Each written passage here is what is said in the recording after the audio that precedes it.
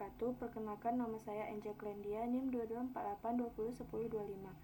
Baik, di sini langsung saja saya akan mempresentasikan yaitu teknologi bahan alam. Pertama ada di pemilihan dan penyiapan bahan. Satu, pemilihan bahan. Ada 4 seleksi pemilihan bahan, diantaranya satu, seleksi spesies, yaitu proses evolusi yang terjadi pada tingkat spesies, mirip dengan seleksi alam. 2. Seleksi usia, melibatkan penentuan kriteria untuk memilih bibit unggul, misalnya usia bibit tanaman yang ideal. 3. Seleksi bagian tubuh, bertujuan untuk menciptakan efek visual yang diinginkan seperti memperbesar dan memperkecil bagian tubuh. 4. Seleksi alokasi dan musim. Seleksi alokasi dan musim, langkah ini penting untuk memastikan tanaman yang optimal. Faktor yang mempengaruhi senyawa pada tumbuhan yaitu musim, kadar air, intensitas paparan sinar matahari, dan kondisi tanah. Selanjutnya ada penyiapan bahan. Bahan baku berupa keseluruhan bagian tanaman seperti daun, batang, kulit, batang, bunga, buah, akar, dan umbi. Sumber bahan baku dapat berasal dari biota yang hidup liar dan hasil budidaya.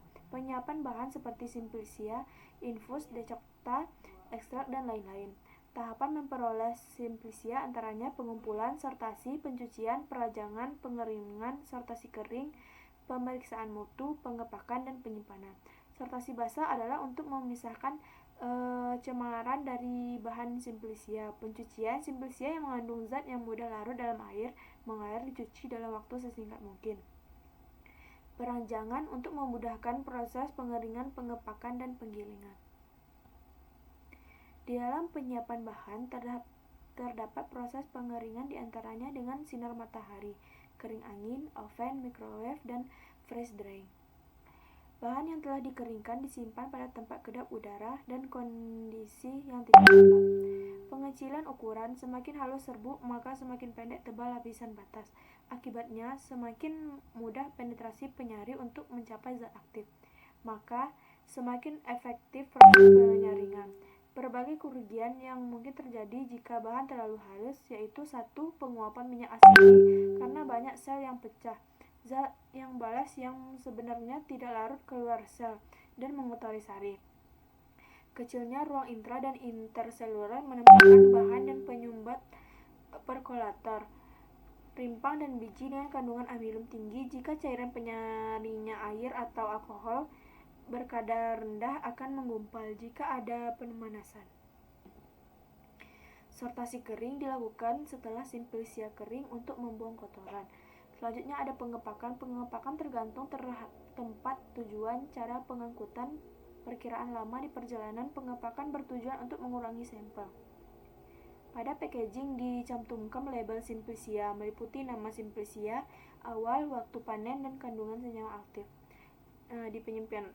Di penyimpanan, tempat penyimpanan merupakan faktor penting untuk menjaga kualitas simplicia. Gudang penyimpanan harus tahan api, tahan panas, dan tahan rayap. Hal ini untuk menjaga dari kerusakan, kena cahaya, serta pengotoran lainnya. Dehidrasi terjadi apabila kelembapan udara lebih rendah dari kadar air simplicia. Berikutnya, kapang dapat menyebabkan kerusakan komposisi kandungan kimia dan dapat mengeluarkan toksin yang berbahaya. Ekstraksi bahan alam. Ekstraksi adalah pengambilan senyawa metabolit sekunder yang menjadi target untuk dipisahkan dari biomasa, karena sifatnya yang mengganggu baik dalam penyajian maupun efektivitas khasiat dari bahan aktifnya. Klasifikasi. Ekstraksi secara umum adalah suatu proses pemisahan zat dari padatan menggunakan pelarut.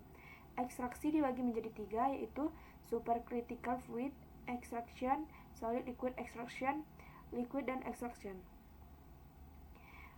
Selanjutnya ada prinsip. 3 tahapan proses ekstraksi. Pelarut akan merusak dinding sel serta masuk ke dalam sel. Kedua, pelarut akan melarutkan senyawa metabolit. Ketiga, pelarut bersama senyawa metabolit yang terlarut dikeluarkan dari biomasa penghasilnya. Selanjutnya ada metode. Metode maserasi terdiri dari 4 tahap, yaitu perendaman, pengadukan, penyaringan, dan pengulangan. Kelemahannya, waktu lama senyawa rusak karena kontak terlalu lama dengan pelarut dan banyak pelarut.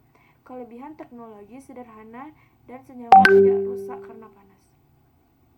Perkolasi, tahapnya ada 2, Packing dan pengaliran pelarut. Kelemahannya lebih banyak pelarut, senyawa sulit tersari dan tersumbat. Kelebihannya teknologi sederhana, tahapan lebih sederhana dan waktu lebih singkat. Ekstraksi dengan reflux. Tahapannya ada 3, yaitu perendaman, pemanasan, dan penyaringan. Kelemahannya, kerusakan senyawa karena panas dan biasanya lebih mahal. Kelebihannya sedikit pelarut, waktu lebih singkat, dan rendemennya lebih tinggi. Selanjutnya ada sokletasi. Tahapannya ada packing dan pemanasan pelarut. Kelemahannya, kerusakan senyawa karena panas dan biaya lebih tinggi. Kelebihannya, sedikit pelarut, waktu lebih singkat, dan rendemen lebih tinggi. Yang kelima, ekstraksi dengan ultrasonikasi. Tahapnya perendaman, penyaring, dan pengulangan. Kelemahannya biaya mahal, kelebihannya waktu lebih singkat, pelarut sedikit, dan senyawa tidak rusak karena panas. Keenam, ekstraksi dengan microwave. Tahapannya sama dengan ekstraksi ultrasonikasi, kelemahannya biaya yang mahal, dengan senyawa mudah rusak, kelebihannya waktu lebih singkat. Ketujuh, ekstraksi dengan tekanan. Tahapannya sama dengan ekstraksi ultrasonikasi, kelemahannya biaya sangat mahal, kelebihannya waktu lebih singkat dan pelarut lebih sedikit. Evaporasi. Kumpulkan semua maserat, kemudian uapkan penguap vakum hingga diperoleh ekstrak kental. Hitung rendemen yang diperoleh, yaitu persentase bobot antara rendemen dengan bobot serbuk Simplicia. Digunakan dalam penimbangan. Baik, itu saja yang dapat saya sampaikan. Mohon maaf apabila ada kesalahan. Wassalamualaikum warahmatullahi wabarakatuh.